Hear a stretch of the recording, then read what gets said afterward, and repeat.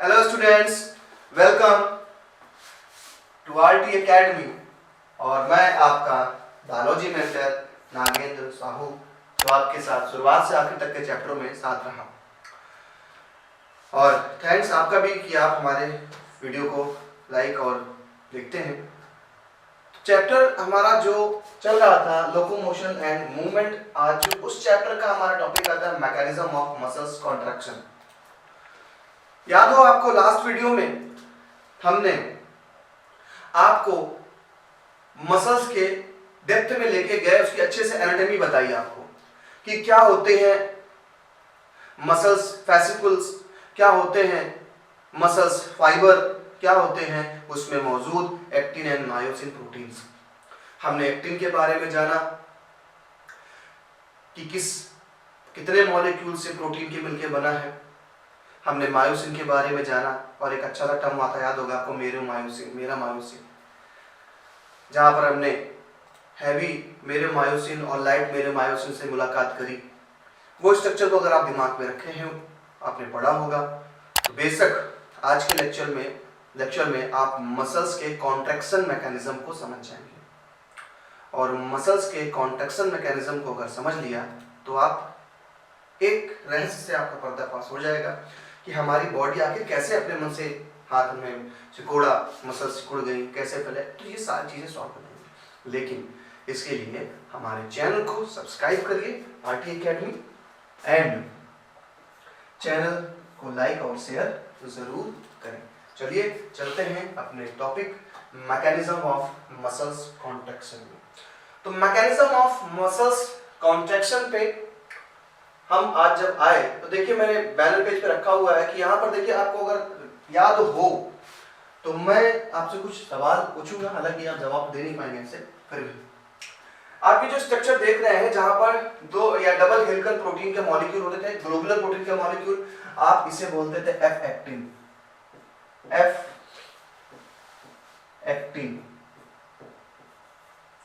Okay, ये F actin था। और इस एफ एक्टिन पे जो ये प्रोटीन लगी थी, ये क्या थी? ट्रोपोसिन। और जो ये बाइंड कर रहे दिख रहे हैं आपको, ये ट्रोपोमायोसिन थे।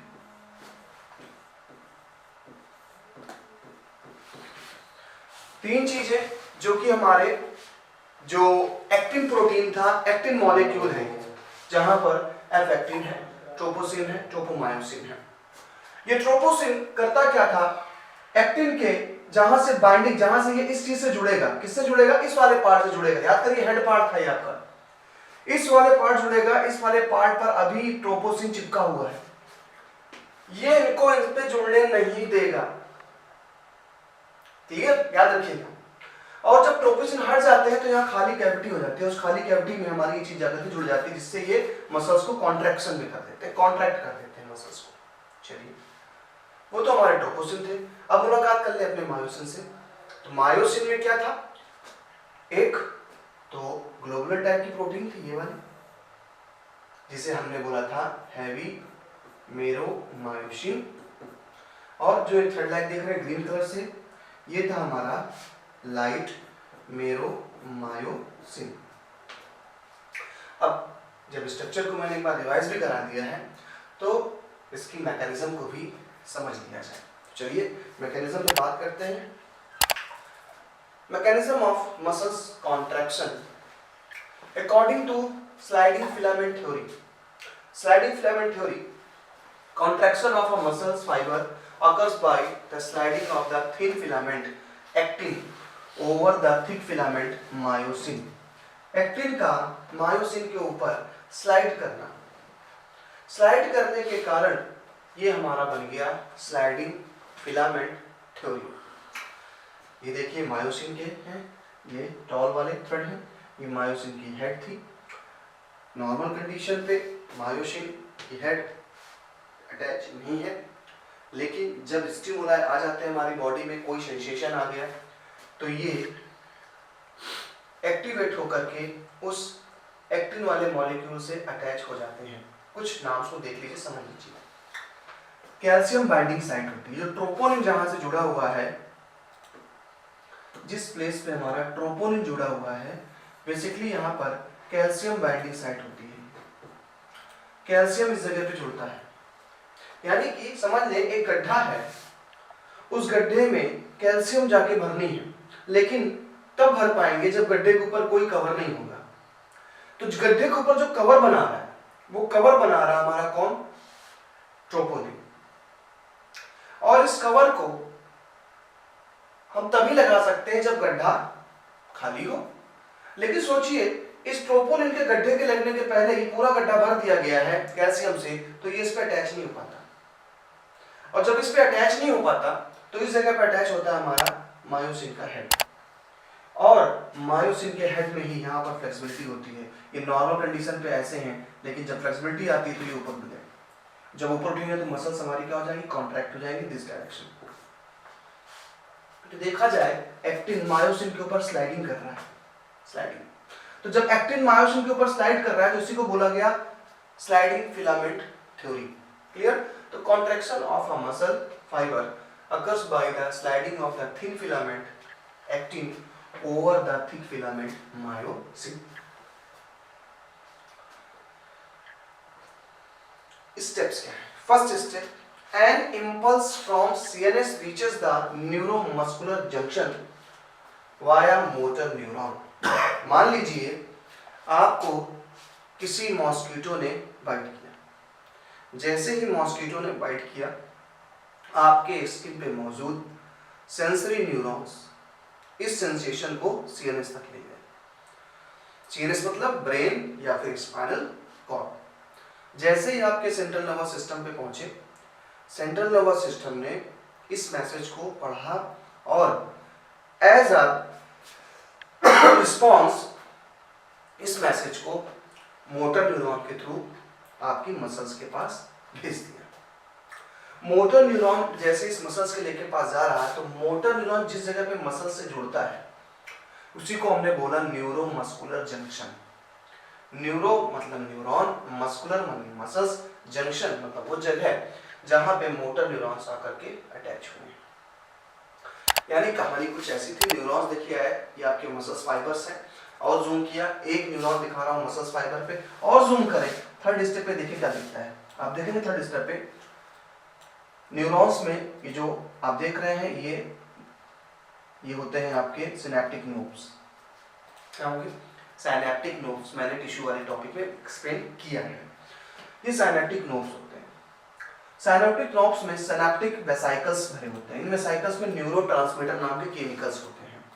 न्यूरोट्रांसमीटर केमिकल है क्या? ये एक तरीके के केमिकल मैसेज, जैसे आपकी बॉडी में हार्मोन्स गिरा, आप किसी खतरनाक घटना में थे, किसी डेंजरस कंडीशन पे थे, आपने कोई भूत देख लिया, आपको भागना पड़ा वहां से, प्यार तो करेंगे जाकर के उसको, तो आपको उसके लिए चाहिए पावर, एनर्जी। और एनर्जी के लिए ज़्यादा से ज़्यादा ब्लड सप्लाई चाहिए, तो हार्ट बीट को तेज होना पड़ेगा। हार्ट बीट को तेज करने के लिए एंडोक्राइन ग्लैंड से हार्मोन रिलीज हुआ। अब जब एंडोक्राइन ग्लैंड से हार्मोन रिलीज हुआ तो ब्लड में मिक्स हुआ और ब्लड से वो आपके हार्ट पे पहुंच गया। अब हार्ट ने धड़कना चालू कर दिया। तो हार्ट के धड़कने के लिए जो मैसेज दिया गया वो एक तरीके का केमिकल हार्मोन था। ऐसे ही जब न्यूरॉन्स कोई मैसेज भेजते हैं किसी जगह पे, तो उसको न्यूरोट्रांसमीटर कहा जाता है। तो न्यूरोट्रांसमीटर केमिकल को पहले सेंसेशन कहाँ पे आ रहा है? न्यूरॉन्स पे आया, और न्यूरॉन्स के पास जैसे ही आया, न्यूरॉन्स ने उसको सेंसेशन को कहाँ भेज दिया? मसल्स के पास। इससे मसल्स में करंट सप्लाई हो गया। इससे क्या हो गया? मसल्स में करंट सप्लाई हो गया। ठीक है, तो देखिए न्यूरॉन्स थे, न्यूरॉन्स में सिनेप्टिक वेसाइकल्स हैं, इन्हीं वेसाइकल्स में भरे हैं neurotransmitter. Neurotransmitter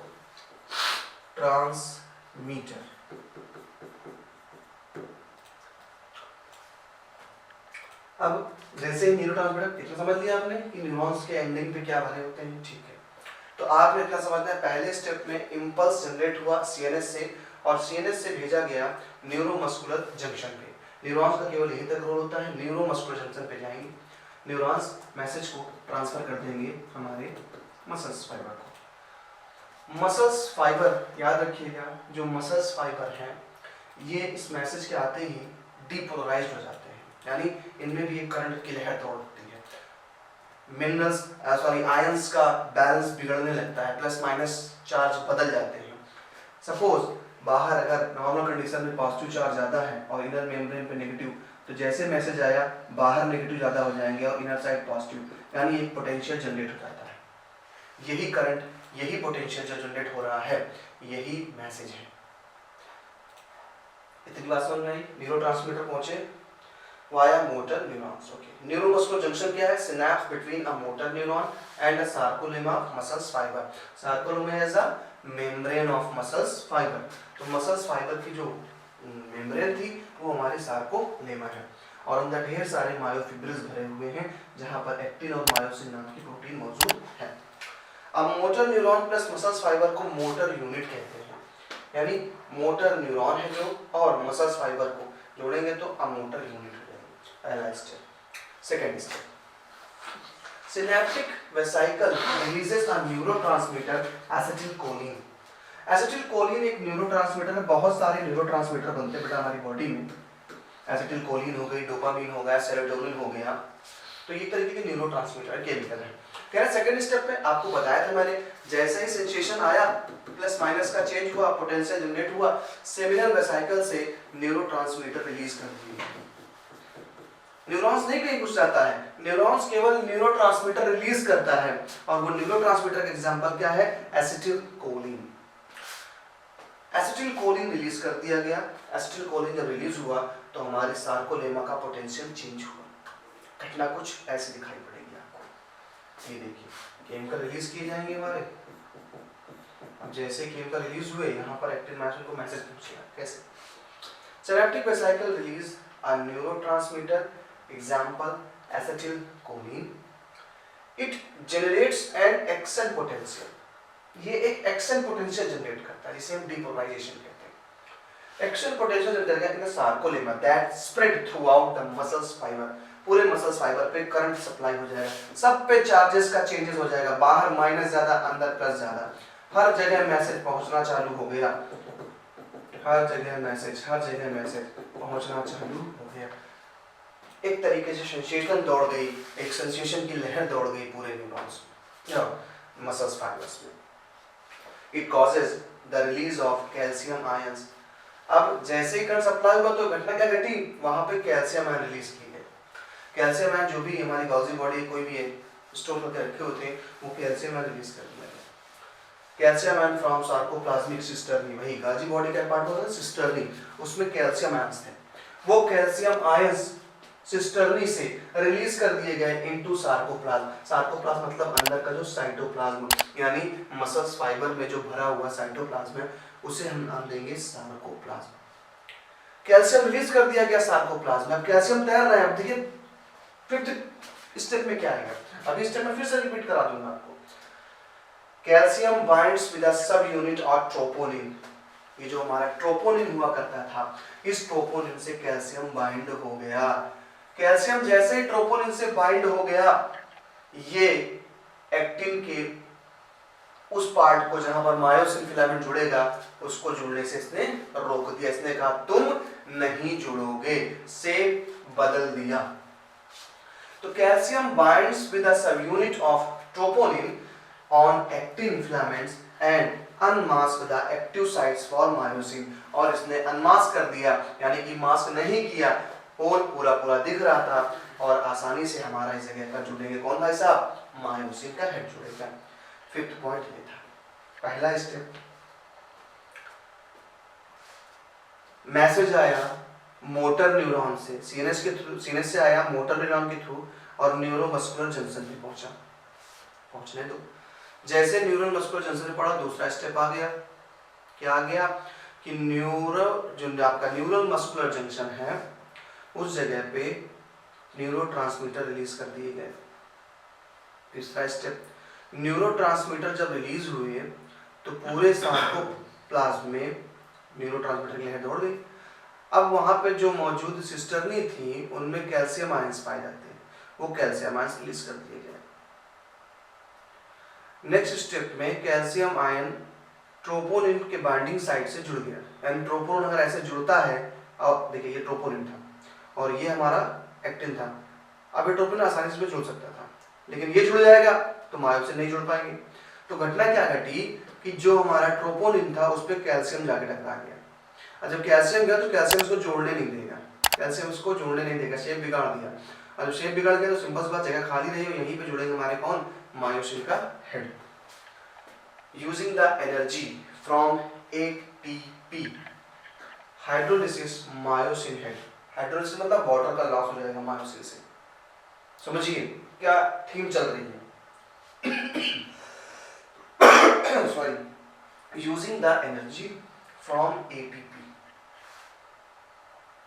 hydrolysis, myosin head binds to active sites on the actin to form cross bridge। ये बन गया क्रॉस ब्रिज। देखिए नॉर्मल कंडीशन पे ऐसा था, एटीपी आया, हाइड्रोलिसिस हुआ, ये ऊपर की तरफ उड़ गया, मायोसिन का हेड बढ़ गया और इसी को बोला क्रॉस ब्रिज बन गया। एक ब्रिज बन गया एक्टिन और मायोसिन के बीच में। अब जैसे हाइड्रोलिसिस होगा तो देखिए क्या होगा, दब रहा है, दब रहा है। जब ये दबेगा बेटा इसे तो क्या है, मसल्स इधर की तरफ नहीं आएगी, मसल इधर की तरफ नहीं जाएगी, जाएगी। और यही तो कॉन्ट्रैक्शन है, यही तो सिकुड़ना हो गया, मसल्स कॉन्ट्रैक्ट हो गई। अब जब मसल्स सिकुड़ जाएंगी तो सिंपल सी बात है यार, मसल्स सिकुड़ रही है तभी तो हमारा हाथ ऐसे मुड़ रहा है, तभी तो आपके बाइसेप्स बन जाते हैं। क्यों? क्योंकि मसल सिकुड़ रहे हैं। Clear? So using the energy from ATP hydrolysis, myosin head binds to active sites on the actin to form cross bridge. This pulls the actin filaments on both sides towards the center. Both side, दोनों तरफ से centre की तरफ। Centre में क्या होता था, A band होता था, सेंटर की तरफ A बैंड होता था। Actin filaments partially overlap so that H zone disappear। जो H zone हुआ करता था, याद होगा आपको, डार्क बैंड में एक लाइट एच जोन था, वो डिसअपियर हो जाएगा। क्लियर? अभी मैं स्टेप आपको बताऊंगा फिर से, कि स्टेप थोड़ा सा डिफिकल्ट है।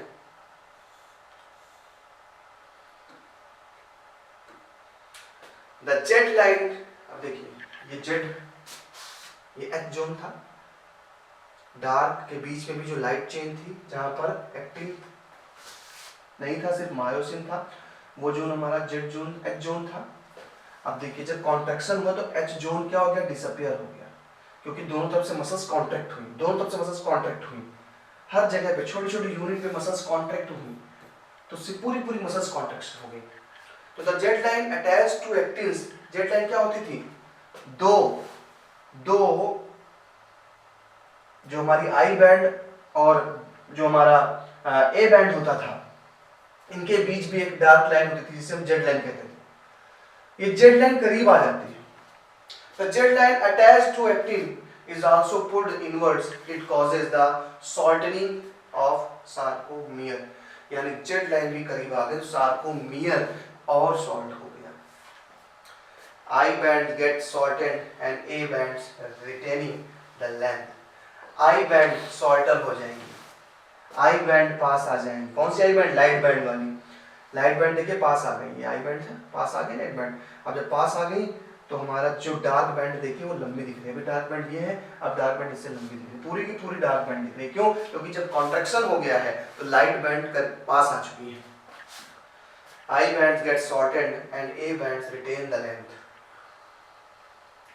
Myosin releases the ADP. अब मायोसिन क्या करता है, एडीपी को देखिए सब लिखा हुआ है, जेड लाइन देख लीजिए, मायोसिन रिलीजेस द एडीपी। अब हमारा मायोसिन एडीपी को रिलीज कर देगा, एन इनऑर्गेनिक फास्फेट को, and goes back to its relax state. और जैसे ही एडीपी, क्योंकि भाई एडीपी आता है, एटीपी आया, इलेक्ट्रॉन दिए, काम खत्म, ये हाइड्रोलिसिस हुआ, इसने कॉन्टैक्ट किया, जैसे इलेक्ट्रॉन यूज हो गया, बचा क्या इसमें, एडेनोसिन डाइफॉस्फेट एंड एक इनऑर्गेनिक फास्फेट। जैसे ये अलग हो गया, निकल गया टीपी, वापस ये क्या हो गया, फिर से अपनी पोजीशन पे आ जाएगी। ये जो चीज यहाँ पर थी ऐसे, अब फिर से वापस आ गई, क्योंकि एनर्जी खत्म हो गई। तो मसल को कांटेक्ट किया फिर छोड़ दिया, कांटेक्ट किया फिर छोड़ दिया। ATP binds and the cross bridge is broken.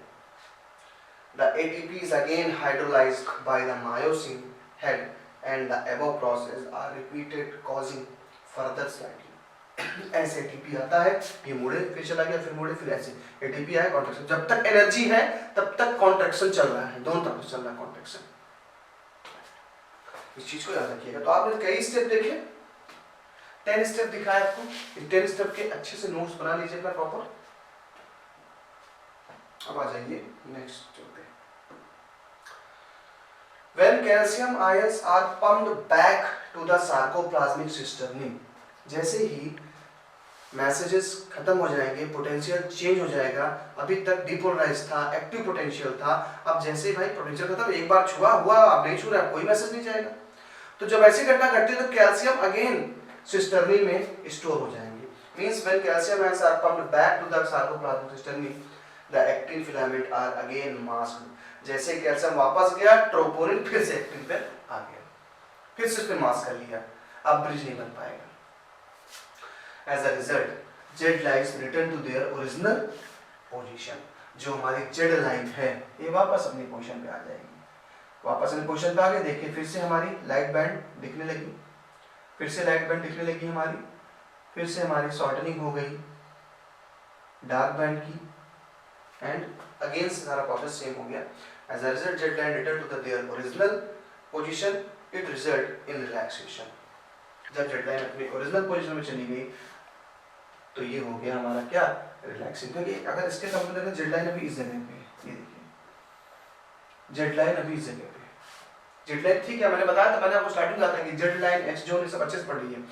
Basically Z line क्या थी, अगर आप देखें तो यहाँ से फिर एक हमारी डार्क बैंड चालू होती है, तो दो डार्क बैंड के बीच में एक और लाइट या बैंड आपको दिखाई पड़ेगी, डार्क लाइन दिखाई पड़ेगी, टिश्यू है, तो उसको हमने Z लाइन नाम दिया। तो ये Z लाइन के कम और ज्यादा होने से नाप रहे हैं कि आपकी मसल्स कॉन्ट्रैक्शन कर रही है या नहीं कर रही।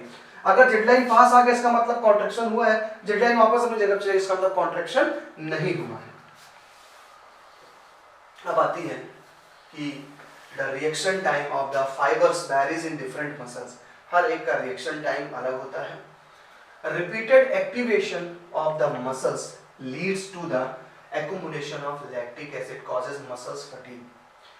जब आपके पास सफिशिएंट अमाउंट में ऑक्सीजन नहीं है, लेकिन फिर भी आप मस्कुलर एक्टिविटी करते हैं, तो आप थोड़ी देर बाद वहाँ पर थकावट महसूस करते हैं। बहुत से लोग जिम जाते हैं, उन्हें पता होगा कि कंटिन्यूसली जब आप हैवी एक्सरसाइज कर रहे हैं और बहुत तेजी से, इसलिए बोला था एक्सरसाइज धीरे करें, धीरे करेंगे तो दम देर तक करेंगे, बहुत जल्दी करेंगे थक जाएंगे। रीजन क्या है उसका, क्योंकि जब आप एक्सरसाइज हैवी करने लगते हैं तो ऑक्सीजन कम, क्योंकि बहुत से लोग वहाँ खड़े हैं। अब एक रूम में ऑक्सीजन की क्वांटिटी डेफिनेट है, अब आप ऑक्सीजन नहीं ले रहे हैं, तो वर्कआउट करे पड़े तो एनर्जी कैसे बनेगी, तो एनारोबिक रेस्पिरेशन होने लगता है मसल्स में, यानी लैक ऑफ ऑक्सीजन में ग्लूकोज का ब्रेकडाउन चालू। अब जब लैक ऑफ होता है तो चलता है एसिडिक फर्मेंटेशन और उसमें बन जाता है लैक्टिक एसिड। ये लैक्टिक एसिड जैसे ही आपके मसल्स में एक्युमुलेट होगा, आपकी मसल्स फटीग हो जाएंगी, थकावट, क्रैम्प्स, मसल्स क्रैम्प महसूस करेंगे मसल्स। तो याद रखिएगा, this is due to the anaerobic broken down of glycogen in muscles. तो ग्लूकोज का पॉलीसैकेराइड है ग्लाइकोजन, उस ग्लाइकोजन में एनारोबिक रेस्पिरेशन चालू हो जाता है।